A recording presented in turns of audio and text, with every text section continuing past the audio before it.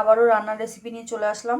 দেখো আলুগুলো কেটে ধুয়ে রেডি করে রেখেছি এদিকে, আর এদিকে ঝিঙেগুলো কেটে ধুয়ে রেডি করে রেখেছি এদিকে।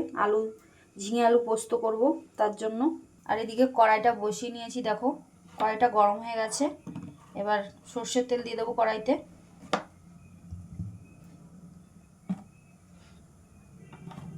তেলটা দিয়ে দিয়েছি। এবার ফোড়নে একটু কালো জিরে দিয়ে দেবো। কালো জিরে দিয়ে দিলাম। এবার কেটে রাখা আলুগুলো ভেজে নেবো ভালো করে। দেখো কেটে রাখা আলুগুলো দিয়ে দিয়েছি। এবার একটু লবণ দিয়ে দেবো।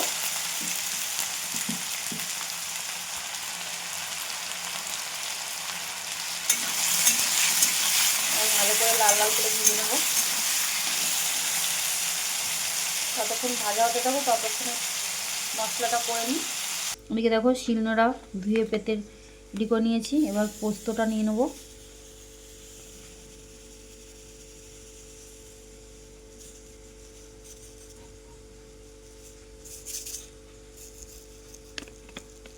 আর দিকে কাঁচা লঙ্কা নিয়ে নিয়েছি। এবার তোমাদের বেটে দেখাচ্ছি, এক হাতে তো দেখাতে পারবো না, বেটে তারপর দেখাচ্ছি। এদিকে দেখো বাটা কমপ্লিট, বেটে নিয়ে চলে এসেছি। এদিকে দেখো আমার আলুগুলো ভালোভাবে ভাজা গেছে, আর দেখি সিদ্ধ গেছে ভাজতে ভাজতে। এবার নামিয়ে নেবো আলুগুলো। তুলে নিয়েছি আলুগুলো।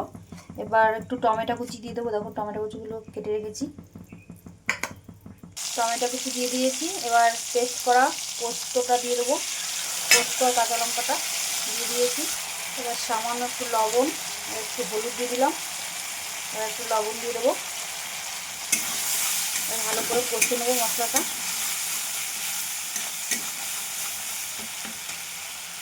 এদিকে আমার কষানোটা হয়ে গেছে। এবার ঝিঙেগুলো দিয়ে দেবো। ঝিঙেগুলো দিয়ে দিচ্ছি। এবার ভালো করে নিয়ে নেবো।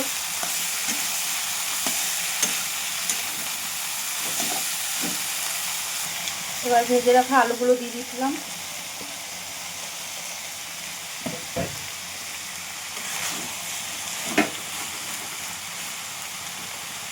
সামান্য একটু জল দেবো, বেশি জল দেবো না, কারণ ঝিঙে থেকে এমনি জল বেরোয়। এবার ঢাকনা দিয়ে মিনিট 10 মতো ঢেকে দেবো। ঢেকে দিলাম। তোমাদের এবার 10 মিনিট পরে এবার দেখাচ্ছি। 10 মিনিট হয়ে গেছে। এবার ঢাকনাটা তুলে নেবো। দেখো তুলে নিয়েছি। এবার ঝিঙে আলু পোস্তটা হয়ে গেছে। এবার নামিয়ে নেবো। আর আমার রান্নার রেসিপি তোমাদের ভালো লাগলে অবশ্যই লাইক কমেন্ট সাবস্ক্রাইব করে বলবে কেমন হয়েছে। এদিকে আমার হয়ে গেছে। দেখো ঝিঙে আলু পোস্তটা নামিয়ে নিয়েছি। তাহলে তোমাদের আজকের মতো দেখিয়ে দিলাম আজকের রেসিপি। আবার কালকে কোনো রেসিপি নিয়ে আসবো। আজকের রেসিপি এই পর্যন্ত।